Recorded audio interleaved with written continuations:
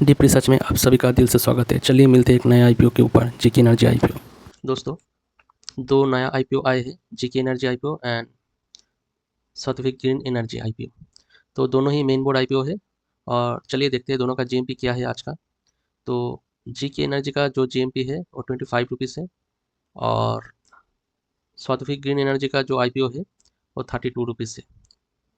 तो परसेंटेज के हिसाब से जाए तो जीके का है 16.34%, थोड़ा कम हो गया क्योंकि इससे पहले इसका जीएमपी 24% अबव था, तो अभी थोड़ा कम होकर 16% के करीब हो गया है। और साध्वी ग्रीन एनर्जी का जो आईपीओ है 6.68%, इसका भी जीएमपी घटा है।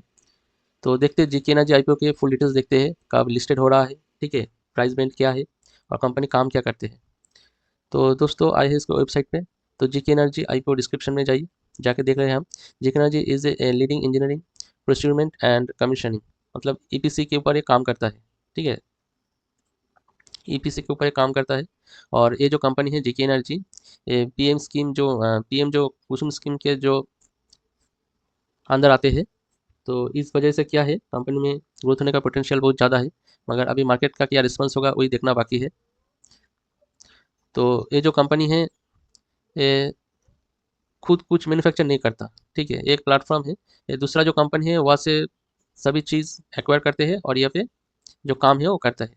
वाटर पम्प सिस्टम एग्रीकल्चर में जो काम करता है और इसके ऊपर जो रूफटॉप सोलर माउंटेड, इन सभी में ये काम करता है जीके एनर्जी आईपीओ। तो चलिए दोस्तों, इसका जो प्राइस बैंड क्या है वो सब देख लेते हैं, ठीक है, आईपीओ डिटेल्स देख लेते हैं इससे पहले। जीके एनर्जी आईपीओ का डिटेल्स क्या है, जीके एनर्जी आईपीओ डेट 19 से 23 सितंबर तक ये ओपन रहेगा, मतलब 19 सितंबर को ओपन होगा और 23 सितंबर को ये क्लोज हो जाएगा। और आईपीओ का जो प्राइस है 145 रुपीज़ से 153, ये कट आउट प्राइस है 153, ठीक है। और जो फ्रेश इशू है वो 400 करोड़ है, मतलब ये जो पैसा है वो फ्रेश इशू के लिए इस्तेमाल किया जाएगा। ऑफर फॉर सेल क्या है, इतना शेयर, मतलब 42 लाख शेयर ये ऑफर फॉर सेल कर रहा है, मतलब आईपीओ में ला रहा है। और इसका जो प्राइस बैंड है वो 60 रुपये 90 पैसे से 64 रुपया 26, सॉरी 60.90 करोड़ से 64.26 करोड़ है इसका जो प्राइस है इस शेयर का, ठीक है।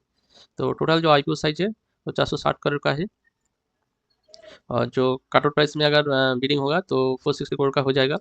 और जो मिनिमम लॉट साइज है 98 शेयर है एक लॉट में, जिसका 14,994 रुपया पड़ जाएगा। और जो फेस वैल्यू है वो 2 है, मतलब भविष्य में ये स्प्लिट हो सकता है, ठीक है। और जो रिटेल के लिए जो एलोकेशन रखा गया है बहुत ही अच्छी एक न्यूज़ है कि 35% रिटेल के लिए एलोकेशन रखा गया है, कुछ कुछ शेयर में 15% रहता है, 25% रहता है, तो इसमें थोड़ा बहुत ज़्यादा है। और जो लिस्टिंग है एनएससी बीएससी,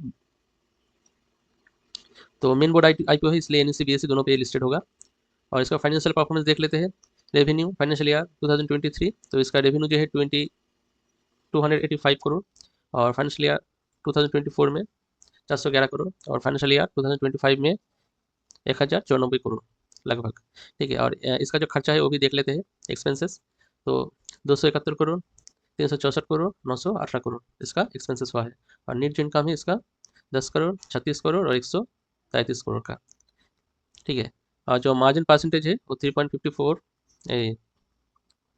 फाइनेंशियल ईयर 2023 में, और 2024 में हुआ है 8.78, और 2025 जो फाइनेंशियल ईयर है उसमें हुआ है 12.17। मतलब इसका जो फंडामेंटली देखा जाए तो कंपनी ठीक ठाक है, ठीक है। तो आगे देखते हैं इसका वैल्यूएशन क्या कहते हैं। इसका जो वैल्यूएशन है अर्निंग पर शेयर 0.66 रुपीज़, मतलब 66 पैसा। और फाइनेंशियल ईयर 24 में हुआ था 2 रुपया 14 पैसा, फाइनेंशियल 25 में हुआ था प्री इशू 7 रुपया 86 पैसा, और पोस्ट इशू हुआ था 6 रुपया 57 पैसा। तो थोड़ा बहुत यहाँ पे ईपीएस घटा है। तो पी रेशियो है इसका, यहाँ पे तो पी रेशियो नहीं दिखा रहा है, क्योंकि यहाँ पे पी रेशियो लगते है तो कंपनी का जो ये है यहाँ पे शो नहीं हो रहा है। तो 2025 का जो है पी रेशियो है 18.45 से 19.47, एंड पोस्ट इशू है 22.07 से 23.29 25 में, ठीक है। ये इशू होने से पहले है, ये इशू होने के बाद है, मतलब जो आईपीओ का इशू हुआ था ये इससे पहले है, इसके बाद ये वाला है। तो आरओसी देख लीजिए, EBITDA देख लीजिए, EBITDA है 23.36, 23 में, 24 में 50 और 25 में 55, 55 से भी थोड़ा बहुत ज़्यादा है।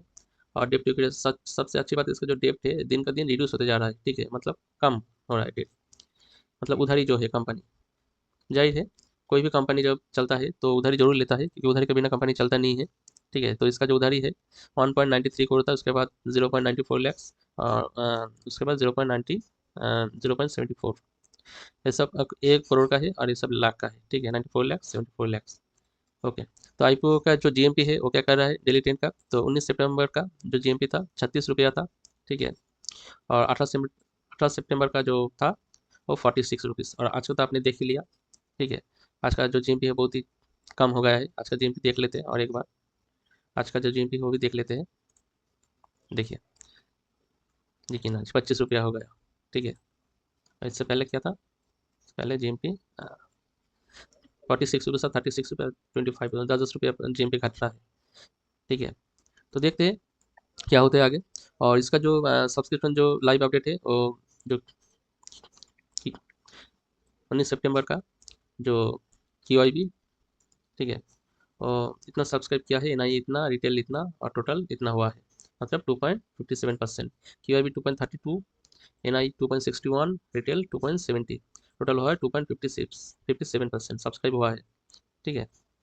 तो ये जो है ये एप्लीकेशन है, ठीक है, 62,87,074, ये एप्लीकेशन है, ये भी एप्लीकेशन है, ये भी एप्लीकेशन है, ये भी एप्लीकेशन है, ठीक है। तो QIB का अच्छा खासा यहाँ पे अप्लाई किया है अभी तक, एनआई ने अच्छा खासा किया है, और रिटेल तो है ही, और सेक्टर भी बहुत अच्छा है, ग्रीन ग्रीन के ऊपर काम करता है, क्योंकि जो पीएम कुसुम योजना है वो 2030 तक एक टारगेट दिया हुआ है, तो सभी कंपनी का जो ग्रोथ है वो पोटेंशियल है ग्रोथ होने का।